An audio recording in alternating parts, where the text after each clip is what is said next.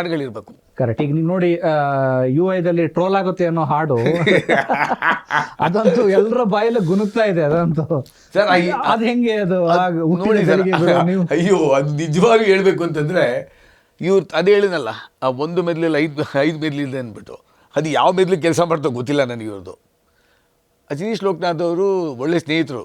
ನಾನು ಅವ್ರಿಗೊಂದು ಮಾತು ಹೇಳಿದೆ, ನೋಡಿ ಲಹರಿ ಫಿಲ್ಮ್ಸ್ ಮಾಡ್ತಾಯಿದ್ದೀರಿ, ನೀವು ಸಾಕಷ್ಟು ಹಿಟ್ಸ್ ಕೊಟ್ಟಿದ್ದೀರಿ, ಇಲ್ಲಿ ಜನ ಎಕ್ಸ್ಪೆಕ್ಟ್ ಮಾಡ್ತಾರೆ. ಏನು ಎಕ್ಸ್ಪೆಕ್ಟ್ ಮಾಡ್ತಾರೆ ಅಂದರೆ, ನೋಡಪ್ಪ ಇದೊಂದು music company, Lahari music first, ಆಮೇಲೆ ಲಹರಿ ಫಿಲಮ್ಸು.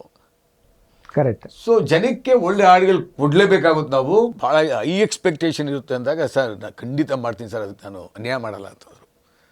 ಸೊ ಉಪೇಂದ್ರಜಿ ಕೂಡ ಹೇಳಿದೆ, ಸರ್ ನಾವು ಹಾಡುಗಳು ಚೆನ್ನಾಗಿರ್ಬೇಕು ಸರ್. ನೀವು ಲಹರಿ ಕಂಪನಿ ಅಂದ್ರೆ ಹಾಡುಗಳಲ್ಲಿ ಇಲ್ಲ ಅಂದ್ರೆ ಹೆಂಗೆ? ತುಂಬ ಕಷ್ಟ ಆಗುತ್ತೆ. ಹೌದೌದು, ಜನಕ್ಕೆ ನಿರಾಶೆ ಆಗುತ್ತೆ ಕೂಡ. ಎಕ್ಸ್ಪೆಕ್ಟೇಷನ್ ಅಂತೂ ಇದ್ದೇ ಇರುತ್ತೆ. ಕರೆಕ್ಟ್. ಆಮೇಲೆ ಸರ್ ಟ್ರ್ಯಾಕ್ ತಂದು ಕೇಳಿಸ್ತು ನನಗೆ. ಓಕೆ. ಸ್ವರಸೌಮ್ಯ, ಅದೇ ರಫ್ ಟ್ರ್ಯಾಕು ಸ್ವರಸೌಮ್ಯದನೇ ಆಗಿತ್ತು, ಇನ್ನು ಕಂಪ್ಲೀಟ್ ಮಿಕ್ಸ್ ಆಗಿರಲಿಲ್ಲ. ಸರ್ ಇದು ಹಿಂಗೆ ಬರುತ್ತೆ ನನಗೆ ಅರ್ಥ ಆಗಲಿಲ್ಲ. ನಾನು ಈ ಟ್ರೋಲ್ ಮಾಡೋದು ಇದು ನನಗೆ ಸ್ವಲ್ಪ ಕಮ್ಮಿ, ಅದ್ರ ಬಗ್ಗೆ ಅಂತ ಜಾಸ್ತಿ ನನಗೆ ಆ ಸಬ್ಜೆಕ್ಟ್ ಬಗ್ಗೆ ಅದ್ರಲ್ಲಿ ನಿಮ್ಮದು ಅಭಿರುಚಿ ಇಲ್ಲ ನನಗೆ ಗೊತ್ತೂ ಇಲ್ಲ ನನಗೆ. ಇದು ಸತ್ಯ ಹೇಳ್ಬಿಡ್ತೀನಿ ಸರ್ ನಿಮಗೆ.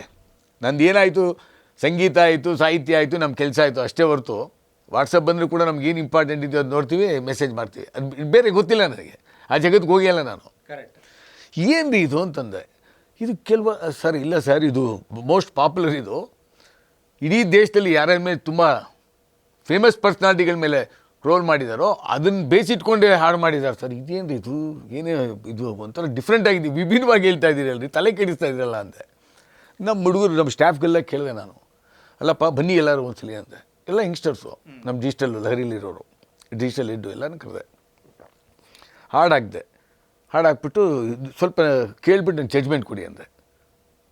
20-25 ಜನ ನಿಂತ್ಕೊಂಡ್ರು ಸರ್ ಹುಡುಗರು. ಓಕೆ.